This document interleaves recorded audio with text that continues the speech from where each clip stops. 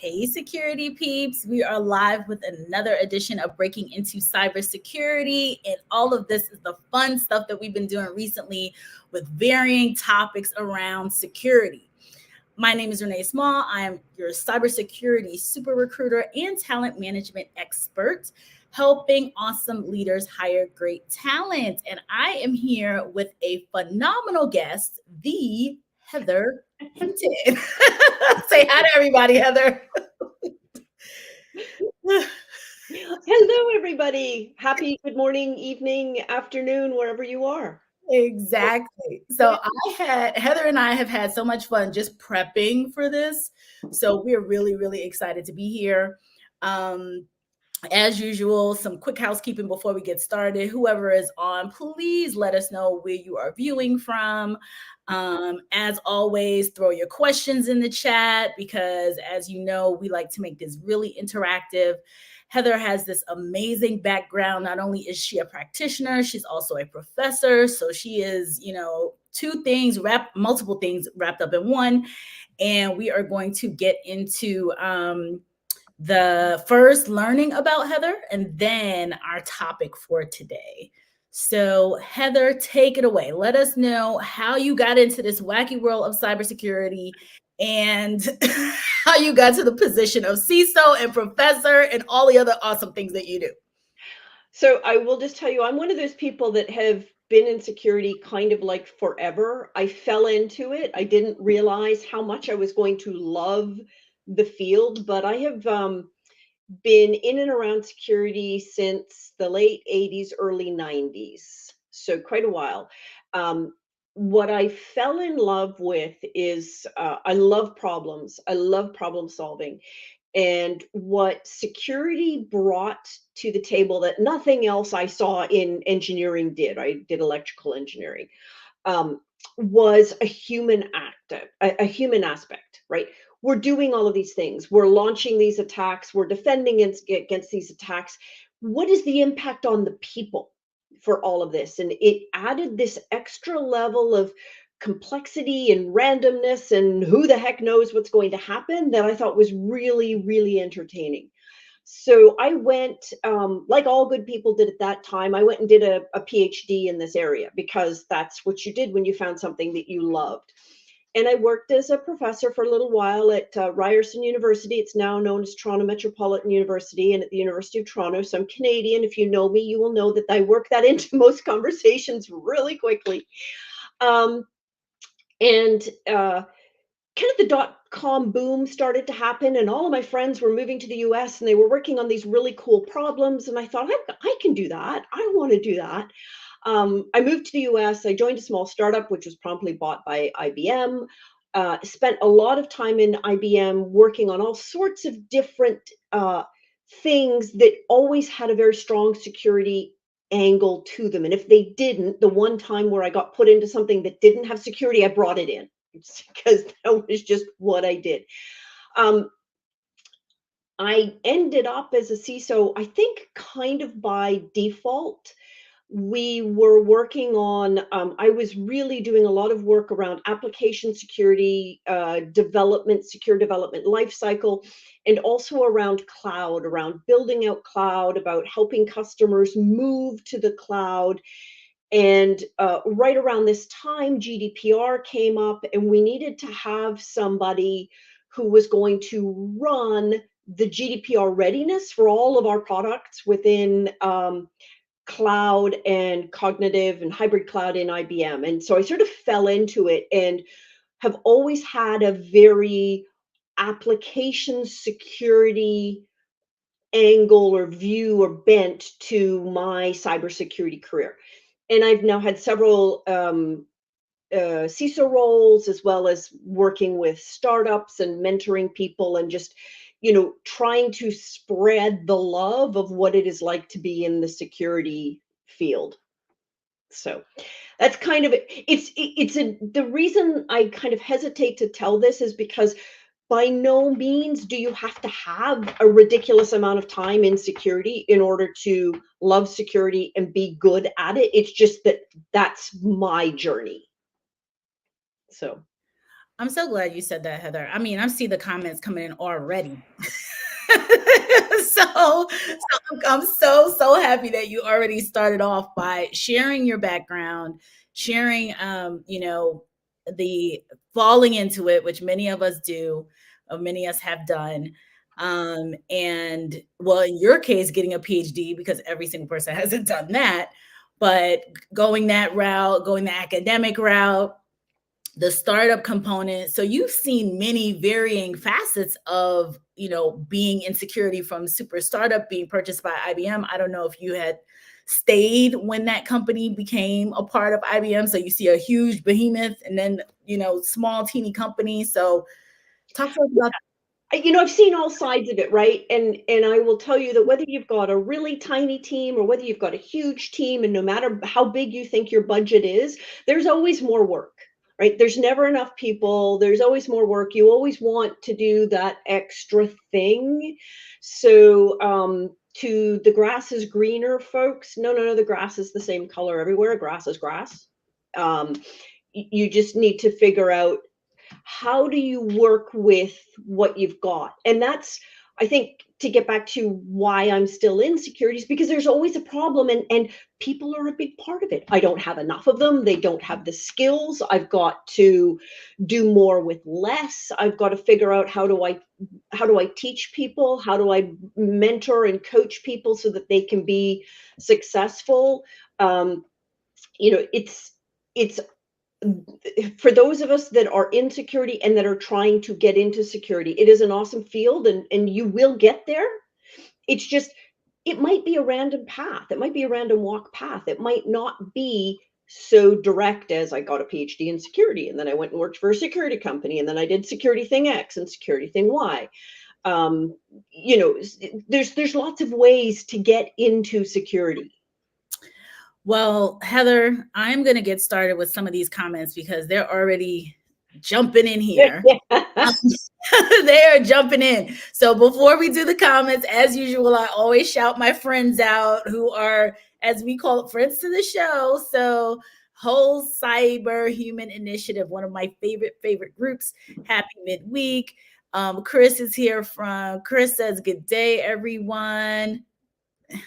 Let's see, Paul saying already summer in Jacksonville, Florida. He's coming from, and Chris is in Philly.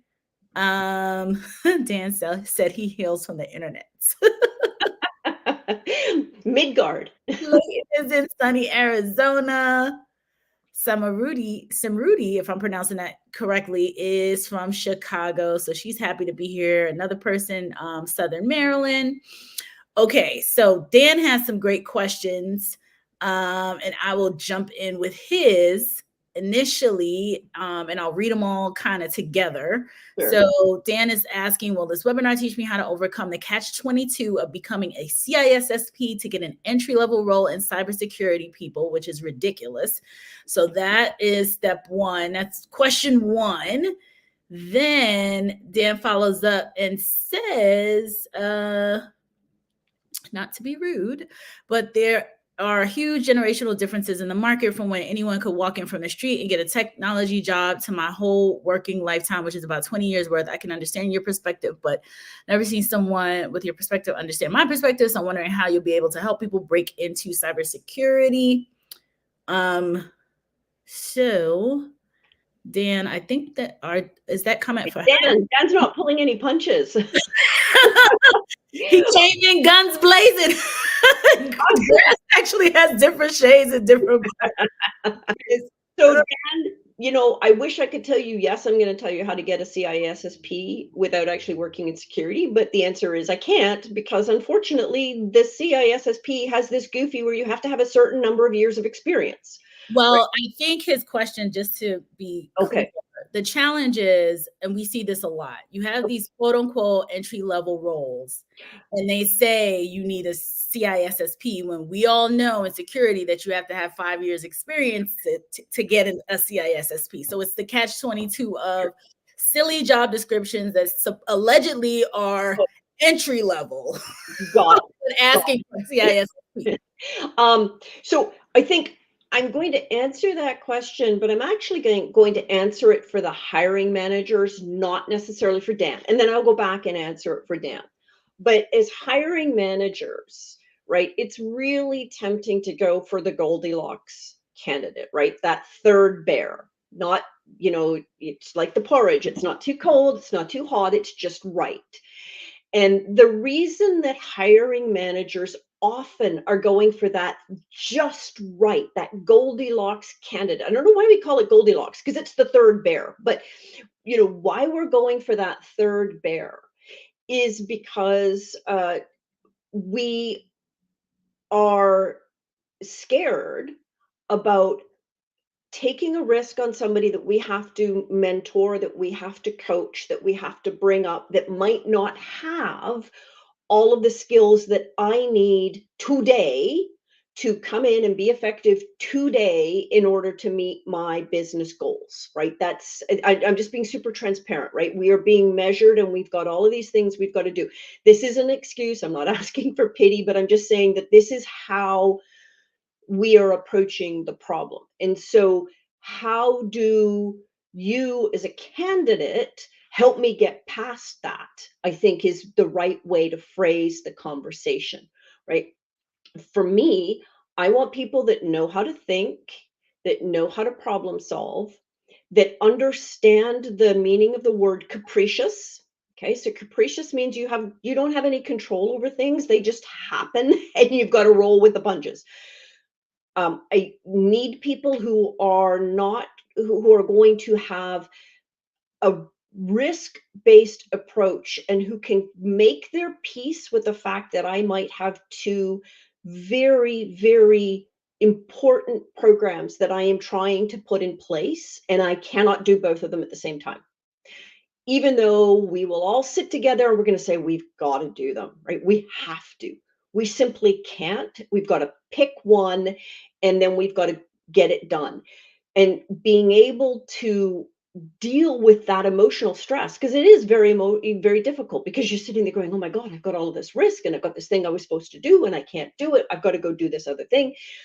Being able to roll with those punches and bring in the problem solving and the thinking that I need, and then being we've all heard this phrase, it kind of died down for a while, I hope it comes back, but being a lifelong learner, somebody who knows how to think and how to problem solve and has the basics in security, I will take a risk on that person. And my challenge is to hiring managers, take more risks on those people, because when you mentor somebody, when you bring them up and give them the experience to fill in the gaps with what they've got from their Udemy courses or their LinkedIn Learning or whatever, you're going to have somebody who's going to be super effective. So, I think the way to get to break past the idea that people are looking for Goldilocks, one, play to your strengths. If you're really good at development, then play to those development strengths and then bring security into development. If you're really good at managing AWS, or if you're really good at Kubernetes, bring security into that. Find what you are good at and then add security to that.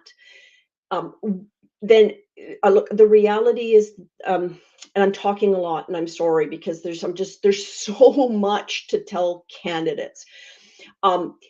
There are so many people applying for roles. It's kind of crazy. I would hate to be having to break in from the beginning now. And so this is where I'm going to say network, network, network. Get involved in meetups, do open source projects, be involved in your community so that you can get to know people who will help shepherd your resume through that crazy that is the hiring process. I'm not going to deny that it's really hard to make your resume stand out. And the easiest way to do that is to have somebody put up their hand and say, yeah, I know Dan. He might not have 20 years of experience and he might not have a CISSP, but I worked with him or I've been in meetups with him and he's thoughtful about security and he'll fit into the team and I think he's going to do really well. that is, at the end of the day, probably the most effective piece of advice that I can give you. I think that's so true. So Dan, he had a couple comments in here, which was pretty funny. Initially said, yeah, I have a little bit of bitter, but he minded his security. He wanted to know if you invented the term Goldilocks. I think you did. I'm sure I've heard it before. I haven't heard it. I didn't hear it until you talked about Awesome, it. you heard it here. Yeah, yeah, she invented it. And he says he does understand. He thinks he gets what you're saying at the time. So, Yeah. we say this all the time when we're on this platform. It's all about networking, just as a whole. I mean, every opportunity, especially nowadays. And a few years ago, there was an abundance of opportunities out there. More and more, there's a lot of transitioning going on. A lot of people are actively looking. And, I always say it is the friends and family club. You want to be a friend or a family member. You do. So how do we get to be friends and family? We do that by, to your point, going to B-sides, connecting in the meetups, going to, it's so heavy, heavy, heavy on the networking, because all the resumes, not to say that they look the same, but resumes are paper. Like, people know humans. Oh, I like Heather. I want to bring her in. I like whoever. I want to bring them in. Oh, Renee's cool. She might not know this, but I know she's a fast learner. I can bring her in. So, and that's really kind of how all this stuff works. Yeah, it does. I mean, and look, again, the reality is hiring somebody is expensive, right? It's expensive because I've got a gap where I don't have that body in a seat, right? That bum in a pew, as we would say, to do the work. So I've got to, my team is treading water while I'm trying to get that person. I've got the talent teams that are combing through all of their resumes, that are doing all of the screening, and then there's the interviewing time. It costs a lot of money to hire somebody, and so people really want to make sure that they're hiring um, somebody who's going to stay, right? Somebody who's going to be able to contribute to the team, uplift the team. If I've got 3 people and they're working really well together, they're going to be as effective as 4. So I want somebody who can come in and basically, justify the investment in them. And so that's partly why it is so relationship based, because if I know you from B-sides, even if it's just we sat beside each other and started chatting before or after a talk, or we bumped into each other, and had a drink, or we sat together at a lock picking thing.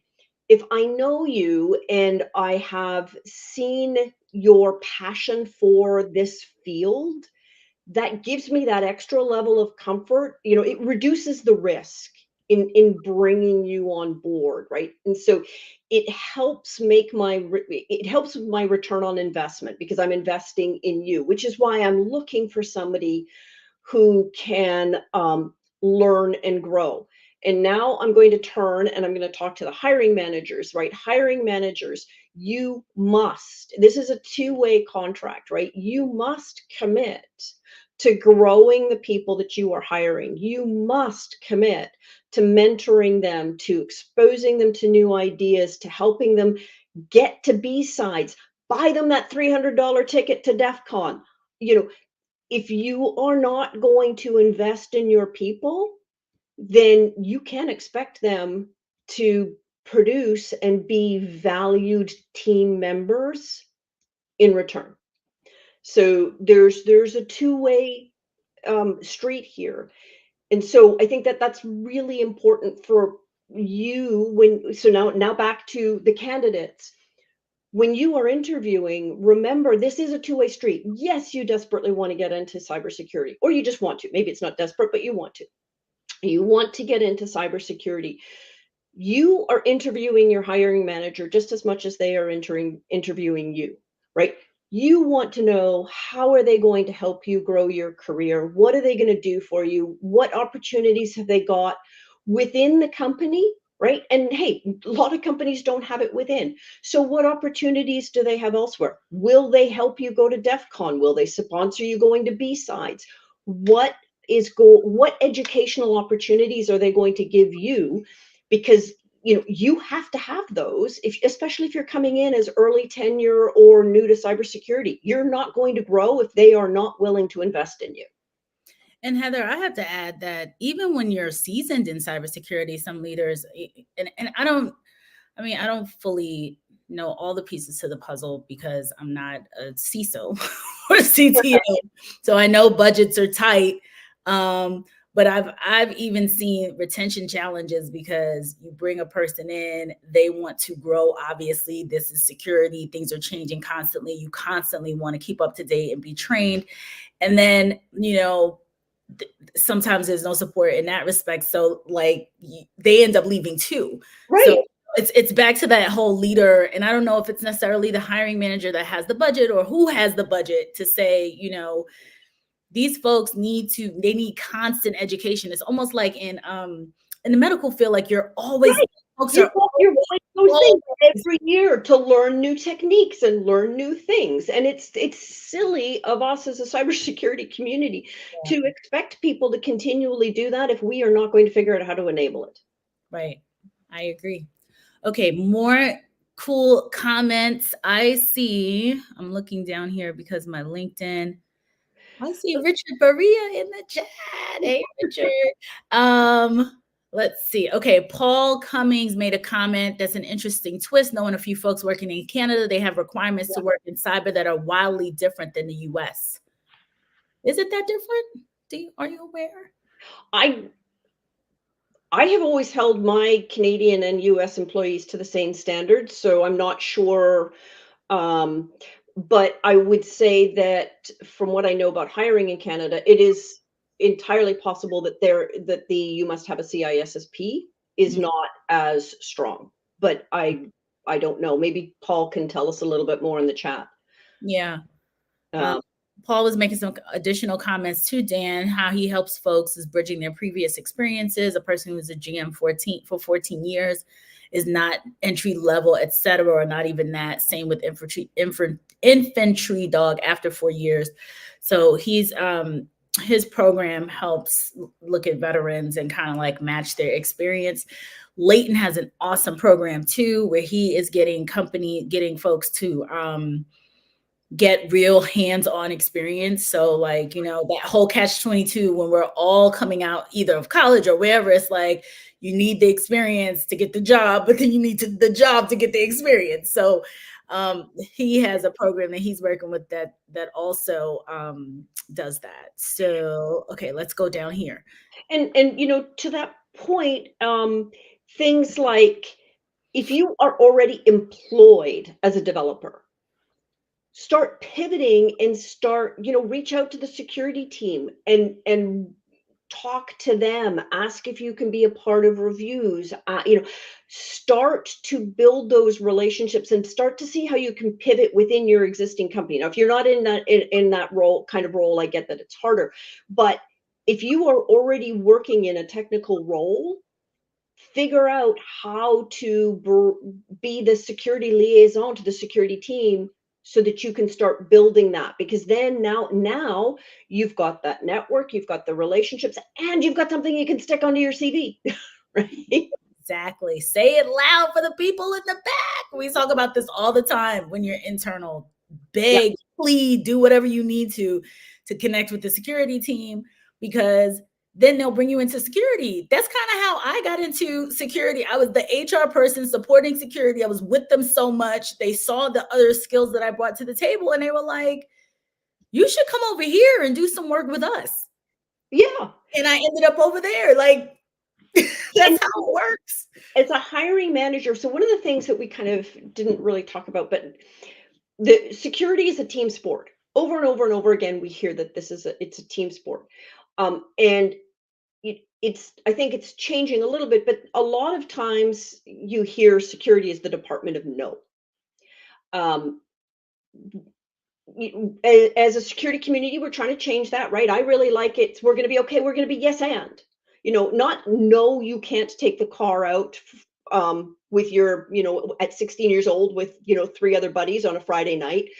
Yes, you can take the car out, but I'm going to put the GPS tracker on and you have to be home by 10 o'clock and you can't speed. And, I'm going to give you permission to do it, but I'm going to give you guardrails and ways to do this securely.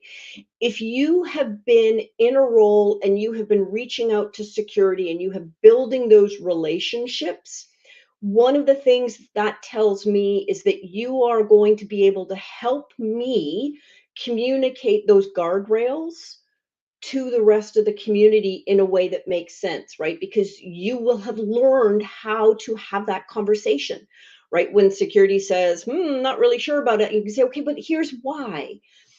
And so I think this gets to something that Paul was asking a little bit about. He's talking about they've got people who already have those business skills and those transparent soft skills. I got to tell you, Paul, those are actually the first things that I look for, because those are the things where if you don't have them, it's really tough to acquire those on the job. But if you've got those softer skills and a basic knowledge of security, you figured out how to drink enough coffee to stay awake and read the CISSP handbook. My hat is off to you. You've got that basic knowledge and then those soft skills. I can work with that.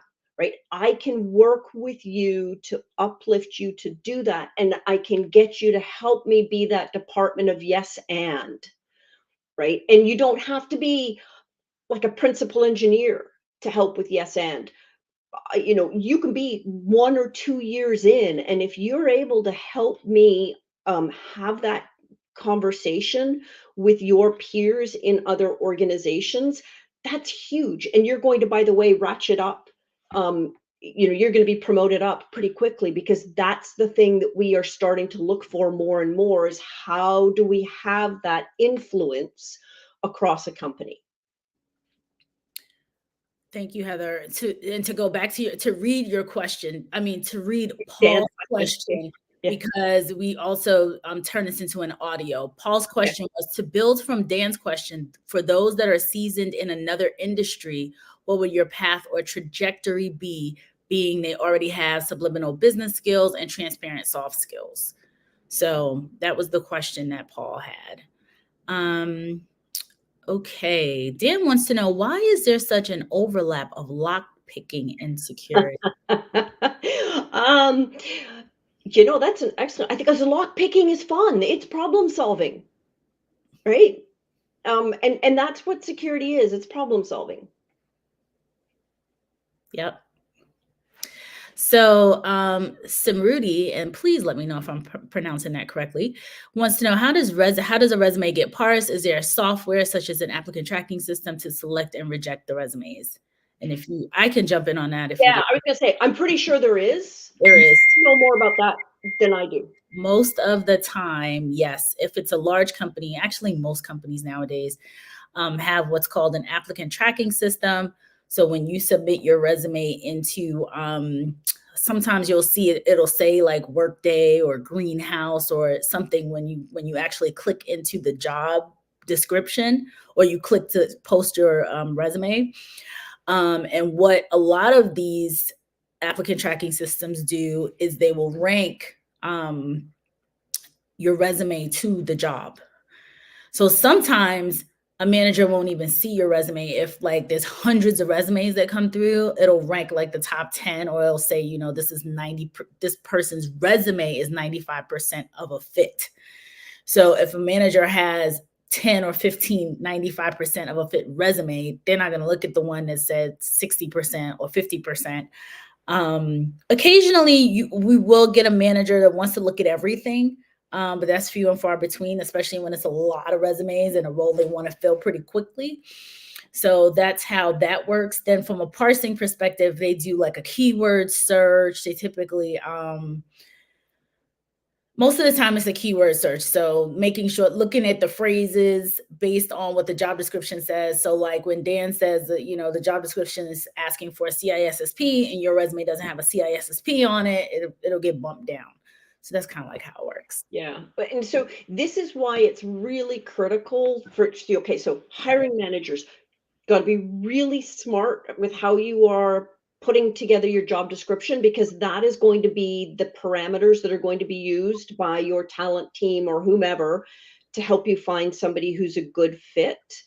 Now, candidates, don't use the same CV with every single job, right? Tailor your CV.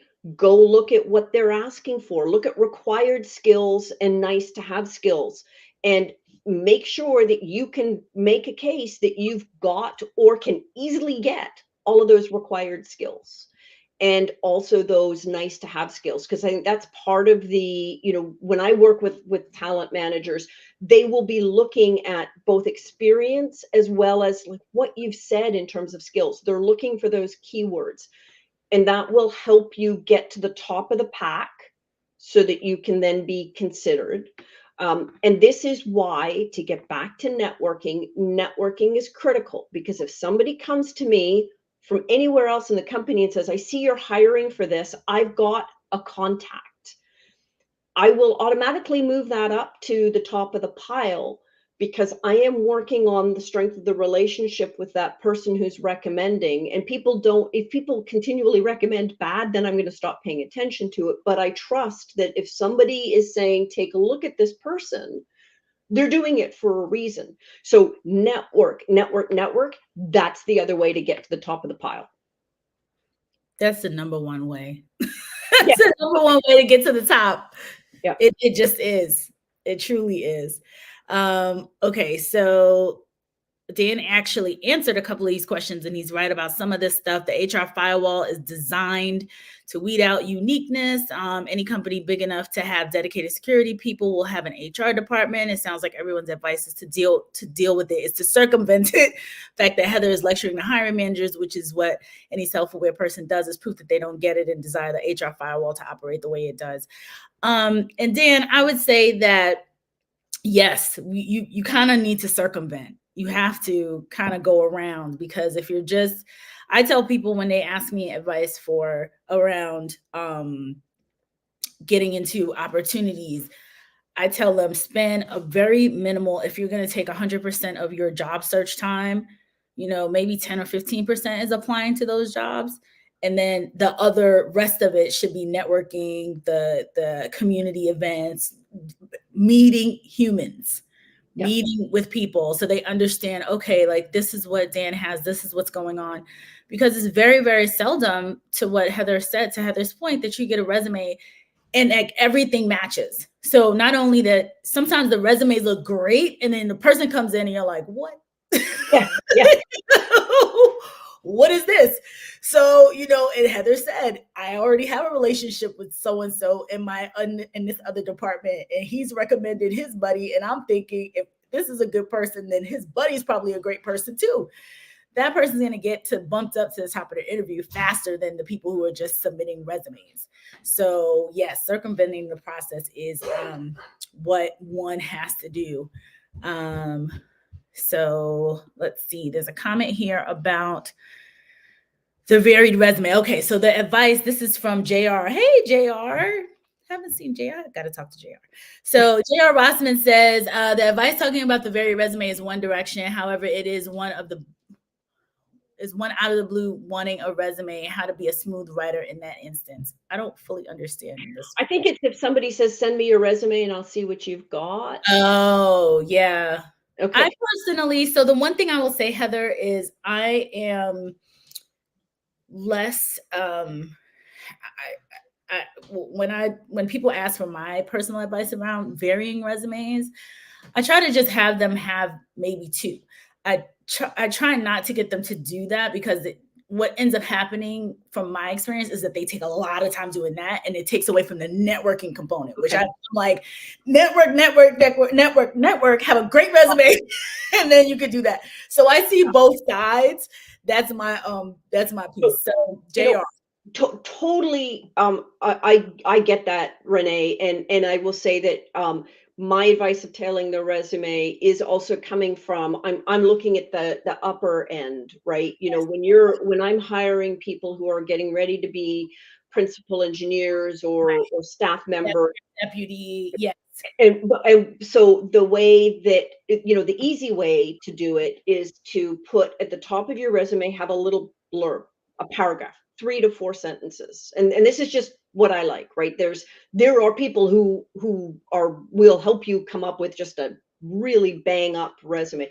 But put a little thing at the top that talks about what are your strengths, what are your accomplishments, what are you really good at? And then, if there's something you really want, you can, tweak a little bit of those words. But to Renee's point, yes, 100%. If you have to choose between, you know, spending 4 hours agonizing over your resume and networking, go network. Absolutely go network. Um, I think uh, um, one one thing, and I don't know if we want to go down this path, is that a lot of people are starting to use generative AI to help them do their Let's resumes. talk about it. Um, and they're often crap. I'm gonna tell you this. Um, I have not experienced this, but I have had, people working for me have experienced this, and other friends have experienced it, where they get this awesome resume and they're looking at it, and then they interview the person, and the person doesn't go on camera, or the person does go on camera but is always looking down, right? And what they're doing is they're typing the question into ChatGPT in order to get an answer. Please don't do that. I get that it might feel like it's helping you give an edge, but you're going to get knocked out, because I don't want somebody who, to me, that's kind of like cheating. Now, use ChatGPT to prep. Sit and think about what are the questions they're going to ask, and you can practice the questions and the answers. But I'm not hiring ChatGPT. I'm hiring you. I want to know you. I want to know, what are your strengths? What are your weaknesses? Assuming I hire you, what do I need to do to make you be successful? Right? How do I help enable your success? And that's, you know, if I can't, if I walk away going, I just don't know how I'm going to make this person be successful, to that investment in the purpose, I'm not sure where my return is going to be. Right. So, Dan has a question that's interesting. The resume, we're deep in resumes right now. I'm a visual guy. I've never seen examples of tailored resumes. Where can I find some to compare? And then I think JR said Rip the Resume is a good book. I assume that means RIP, right? Is that I Rip rest in right? peace resume? Yeah. Yeah. So that's probably a good one. How can candidates effectively prepare for cybersecurity job interviews and demonstrate their value to potential employers? Are there any emerging technologies or specialized areas within security that candidates should focus on? It's from Sam Rudy. So I'm going to give you kind of like the broken record answer. Network. Find people to practice with, and sit across a Zoom with a friend or a trusted colleague and have them ask you questions and practice responding to them. Learn how to get comfortable with answering questions. And this is going to sound really counterintuitive, but if you don't know the answer, it's okay to say, I don't know. Now, if you say, I don't know to everything, there's a problem. But don't make things up and go down a path where all of a sudden you're totally lost and you have no idea how to get there. That's why practice is really important, because practice gives you the ability to sort of take a deep breath, think about the answer, and then give a measured response. Practicing this with other people, find a buddy who's also looking to get hired, and do practice sessions with each other. If you're working with a recruiter, have the recruiter help you with this. Sorry, Renee, if I'm throwing you out, everybody's going to now ask you to help with this. Emerging tech or specialized areas within cybersecurity. So obviously, everybody and their brother wants somebody with 10 years of generative AI experience, right? 10 years. I know. I did that on purpose. Yes. I bet you there's a resume. I bet you there's a job description that does say that. Sure.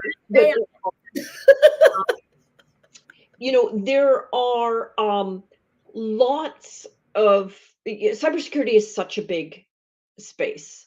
The areas where I will answer it this way: the areas where I always struggle to find people who have the skills I need are around secure architecture and then risk-based thinking for sort of compliance and risk management. I think the risk and compliance management is because it can be viewed as very dry. And people just kind of don't want to go in there because they think, oh, I'm going to go and my job is going to be show me your list of users. When were they last revalidated? Did this user, was this user onboarded properly? And it sounds like it's really boring. It can actually be super exciting because you can find trends in a company and then work with the teams on how to fix them. But, that audit compliance risk thing doesn't tend to grab people who want to code or who want to go and, have this idea of attacking and defending. The other area where I struggle finding people is secure architects who understand how do I build a product, a software application, whether it's monolithic, whether it's containerized, microservices, don't care, and who can help think about the threats. Where is this thing going to fall apart? Right? That is a skill that comes with time, but I think that for people who are new in their careers, because microservices and containerized thinking in the grand scheme of things is still pretty new, that's an area where you can build out a specialty that will help get you noticed. Now, that's only for the kind of that subset of roles. But again, network. Go to B-sides and figure out what people are looking for. Check out work with your recruiter. Find out what people are looking for. And by the way, sit down and look at cybersecurity and figure out, what do you love, right? Cybersecurity is an awesome field, but if you end up in a part of it that you hate, you're not going to be happy. So sit down and think about what it is that you love, because that passion will come through, by the way, when you're interviewing. Oh my God, that's such a good point, Heather. Think about the areas that you already love outside of even security. So I'll give my own example, because I love recruiting. I love talking to people. I love understanding people's backgrounds and all of that stuff. And when I went into security and I did some SOC work and some I was pretty much the leader's chief of staff, so to speak, run books, these varying things. What piqued my interest was insider threat, things dealing with humans. So it was like the HR piece and then the security piece together. So think about things that you're just interested in, and I would say even like search it, like Google it or DuckDuckGo, whatever, like whatever your thing is, and then add in security and see if there's some kind of mesh, something that, it's exciting, it's something you love, like Heather said, and see if there's something where you could go deeper down a rabbit hole. Because I didn't know there was an insider threat certificate, I Right. went certified and all these various, I had no idea. I just didn't know, but I learned it from being, around the folks and understanding the space. So, Adrian in management GRC position. I also have to say, Heather, the one area where I would get the most requests from leaders that they couldn't find talent was in the security space. I mean, in the architecture space. Yeah. So like people would come to my company and say, we need you to find us a security architect. That was the number one. Yeah. Below, it's hard. It's really hard to find. That to me, this is, by the way, so my kind of whatever biases on the table. This is the most fun because you've got to understand networks, operating systems, containers, infrastructure, databases, identity, data protection. I mean, you have to have a good understanding of everything, which is why it's so fun, because you get to see everything. But finding people who, have enough of that list of things that you need to have, that you can grow them into the whole thing, it's hard. Yeah. I also saw Martin's question, so I'm going to read it out loud. Hello, Renee, can you please advise me if there's any disabled recruitment schemes for multinational companies that are based in the UK, as I'm a disabled person with a speech defect. And Heather, you already made a comment, but can you Yeah. share it? So James Hadley and the team at Immersive Labs in the UK, they're working with the NCSC. They have some great programs. They're including one, and I think it's called the Cyber Million. They are trying to enable up to 1 million people in the UK with cybersecurity skills, and Immersive Labs is helping them with that. Now, James is the CEO. I'll go look up the name of kind of who I've been working with, but they are also keenly aware of accessibility issues, as they're called in the US. They are doing a lot of work with ex services personnel, so they understand that not everybody is, I hate the term able-bodied, but they understand that not everybody is able-bodied, and they know how to work with that. So reach out to Immersive Labs and get them to help. But I promise you that if you've got the basic skills, you won't have a problem getting hired. It's get the basic skills, and people aren't going to care if you have a speech defect. They're really not going to care. So Sam Rudy says, thank you for addressing her question. Your insights were incredibly helpful. You're welcome. Dan says, since we have a few great people here, what search engines are you using? I'd be curious about that too. Heather, you're a professor. We didn't even get into your professor component because the questions started flying in, which is great. I love the engagement. But do you have a choice? He's saying he uses DuckDuckGo, but it's not all that great.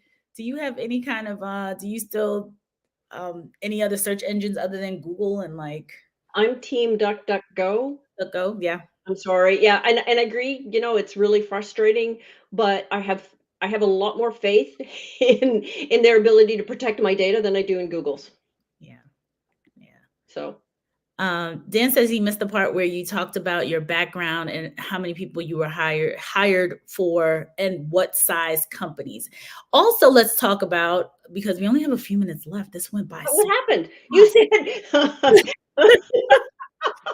said so fast, which I anticipated. I was like, this is a hot topic.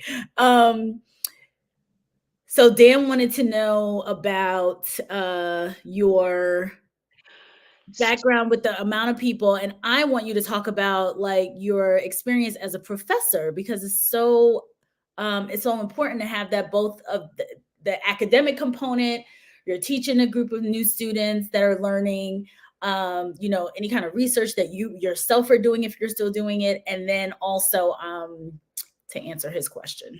Sure. So let me kind of do this circular.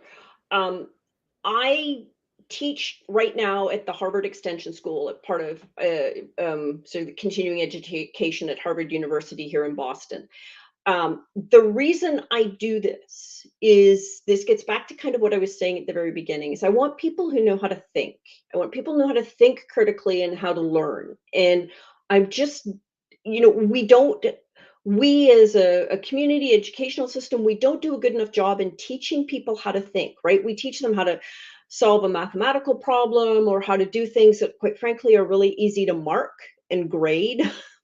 But we don't do a good job in teaching critical thinking and problem solving. So that's why I went back into teaching, because I really want to teach, to help people learn those skills. I find it fascinating because the people that I'm teaching are, for the most part, well into their careers. I don't get very many people who are, straight out of school. And even well into their careers, we're having to work on, how do we read this, understand what the problem is, figure out how to deal with it, how do we balance the risks, how do we deal with all of these sorts of things. So that speaks to, and the reason I wanted to do that, because in the course of hiring, and I've probably hired about 50 people, over my career, which isn't all that many, but for me directly, that's pretty significant. I've hired within IBM, so 100,000 plus employee companies, and then I've hired in companies that are typically like in the 1,000 to 3,000, so not super small, but what you would call mid-size. It's actually easier. I found it easier in the smaller companies to hire because I had direct line of sight to my talent team. I could sit and talk to the talent team about what it was that we were looking for and the characteristics. So when they were screening, um, they could help screen for things where they would come and say, take a look at this one. It might not, look like it, but I had a phone call with them and I think they've got what you're looking for. So they're in the smaller to mid-size, so big enough to have an HR team with talent acquisition, but small enough that I can have a relationship with one or maybe two recruiters. There, it's a lot easier for me because I get to circumvent what they call the HR firewall. So, but again, regardless of any of that, if somebody else came and said, take a look at this resume, I always looked at it. Always, always, always. And so it gets back to where we opened, right? Network, network, network. That's the easiest way to do it. I think, I think that the job market, period, is harder than it was kind of when we were having that great, whatever's the great resignation and everybody was resigning because they were going somewhere else. That was an aberration. It's still way better than it was after the dot-com bust, right? So let's just kind of take a deep breath. It is hard, but it's not impossible. And sometimes the path that you will take, it will be a random walk. It might not look like that this job here is going to get you into cybersecurity, but take it, be open, be curious, work with other people, and start building those skills, and then build yourself that random path that gets you where you're going. Because, by the way, that random path can actually be a whole heck of a lot of fun. So true. So very true. Actually, you answered Simrudi's question, I think. I want to know, how's the job market doing right now for cybersecurity? I'm hearing things like it's very hard to find jobs now. I myself having a very hard time finding a job and getting calls from recruiters over the months. So you pretty much answered most of that. And I can chime in too. It is definitely not like it was during the Great Resignation, during COVID, especially when there was an influx of a need for security professionals because everyone was at home with a laptop. So a lot of hiring happened then. And I think right now it's a little bit like a reset. We had I had someone on last week or 2 weeks ago. Nick, I think his last name is Pitts, if I'm pronouncing it correctly. And we talked a little bit about this, like the hype cycle and where security is, and it's kind of leveling out. It's not what it was in terms of hiring as in 2 years ago, 3 years ago, when it was this big, huge boom and rush to hire security professionals. So it is more difficult. It definitely is more difficult. And I think, to Heather's point, what she's saying is, if I could reiterate, look at something peripheral, like wherever else is actively, where hiring is actively happening. That's one of the things that I tend to look, just take a look at job boards as a whole, LinkedIn, different, to see who's hiring what, like who's hiring what types of skill sets, and if your skill can fit into some of these other positions. And then when you get your foot in the door, then you could pivot over to cyber. So, Heather, it is 1 minute. 1 minute left. Oh my goodness. So, any final thoughts? I knew this was going to be amazing. As soon as you said the Goldilocks candidate, I was like, yes. This is going to be fantastic. Thank you so much. So before you wrap, I am going to say, well, any final thoughts before we wrap, and then I'll say my last piece. Yeah, I think, look, my advice to people who are looking is, you don't have to be the Goldilocks candidate, right? But you do need to be able to demonstrate passion for security, problem-solving skills, all of those soft skills that are going to give you that edge. You can hone those soft skills by going and networking, going to meetups, B-sides, DEF CON, whatever it is, um, getting involved in open source in the community. Those are where you're going to demonstrate and build the networks that are going to help you get the foot in the door. And then, when you get that interview, practice, right? You practice problem sets before you took an exam in university. Practice interviewing. Get people to help you with that as well. Prepare for that by live fire practice. And then, just be patient. You will get there. The cybersecurity field is awesome. And when you get there, it's going to be an awesome, awesome thing for you. That's such great advice. And I'm curious about, before we jump off, to the folks in the chat, have you all had practice sessions? Are there practice sessions going on? I'm wondering if that's something that I should start something going and have like group practice in regards to interviewing skills and things like that. So let me know. Coco is saying, thank you so much for the valuable information. Thank you, Coco, for coming. Thank you, everyone, for coming. As I said before, you all make this podcast and live stream so much fun when you come in with your passion and your questions. And all the guests say this, they want to come back because it's such a lively discussion always. So thank you all that have participated today, that keep coming back. I appreciate you. We appreciate you. And look forward to more fascinating people like Heather coming on the podcast and LinkedIn Live soon. Take care, everybody. Bye. Bye.